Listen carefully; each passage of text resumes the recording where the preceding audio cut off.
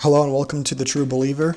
I'm your host, the Mighty MCU Man, and I'm here to talk to you guys about the Spectacular Spider-Man, Episode 1, Survival of the Fittest, for the second episode of the Super Adaptoid analysis, and let's jump right into it.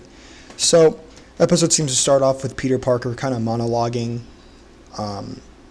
as his day-to-day life as Spider-Man has been over the summer, and we get to a point where he's stopping Flint Marko and Alex O'Hearn. Alex O'Hearn is the ultimate alias for Rhino, who is very much like a 616 counterpart, but that's the ultimate version of him. In the 616, his name is Alexis Savage.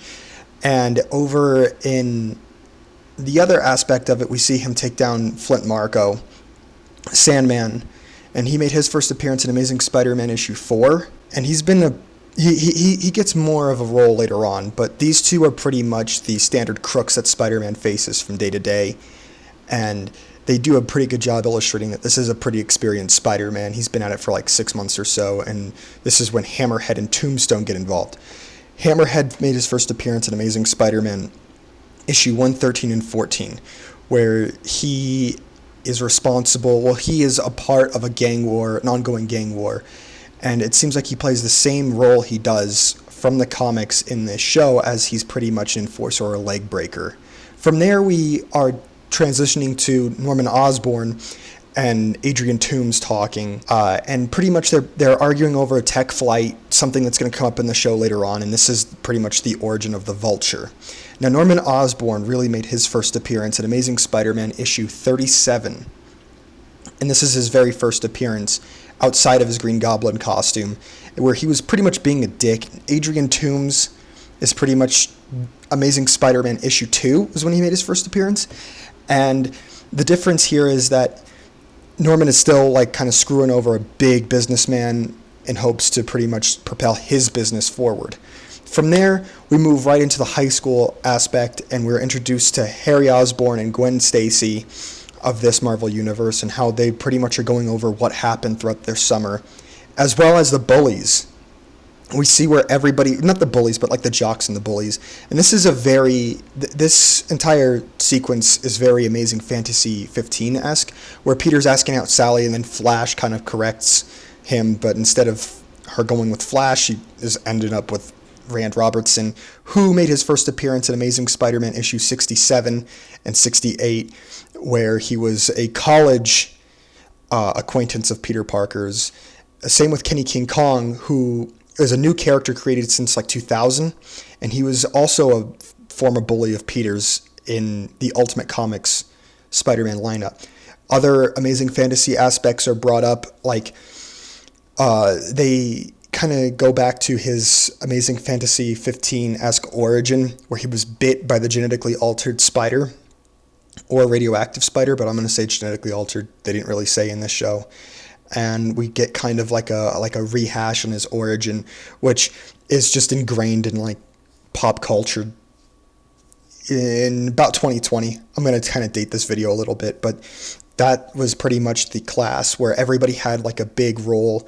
And this is something that we see later on in Spider-Man comics, specifically in the late 60s, where we see his college classmates are pretty much everybody from this show. And it just works perfectly for the high school cast as well. After that, we get right on to Norman being abducted by the Vulture. And again, another Amazing Fantasy 15 kind of thing there, where Norman is being saved out of the sky, and the image does parallel that of Amazing Fantasy 15. We are going to see a lot of that. That was Spider-Man's very first appearance, for some of you that don't know.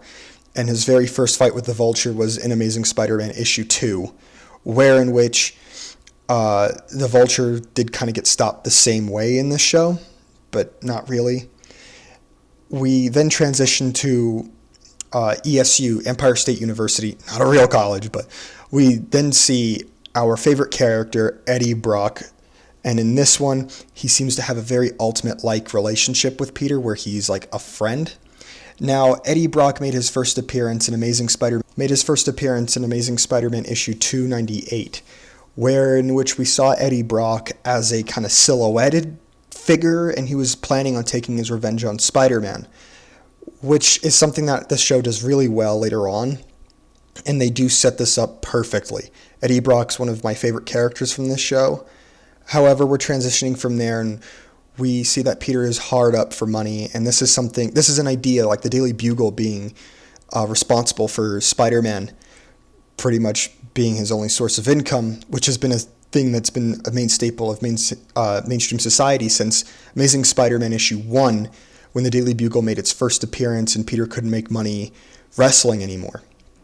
This is, again, one of the most biggest iconic things that has happened in Spider-Man comics, and I forgot to mention something else. We see Curtis Connors being in this episode, and he's pretty much the big brain, and he made his first appearance in Amazing Spider-Man issue 6 as the Lizard.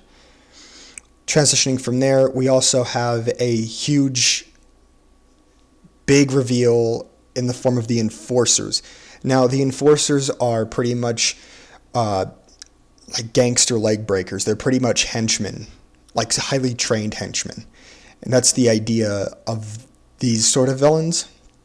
Writers love to use them. I don't really know much about them other than, normally they're there just to kind of get beat up, or they're kind of a joke. And they made their very first appearance in Amazing Spider-Man issue 10 alongside the Big Man, whom is a character we're going to get into later on in the show. But then as the fight between Spider-Man, the Vulture, and the Enforcers progresses, we see that the fight takes a different turn as Spider-Man gets more creative, takes down the Vulture and the Enforcers in one fell swoop with taking out two birds with one stone, essentially.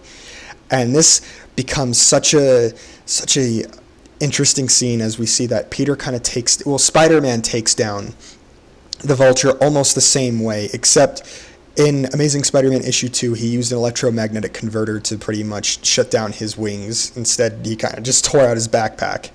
Now, this is one of these really great episodes, really memorable. I hope you guys really liked my analysis on this. I would say that this episode is super faithful to the source material, like the rest of the show, when we get more into it.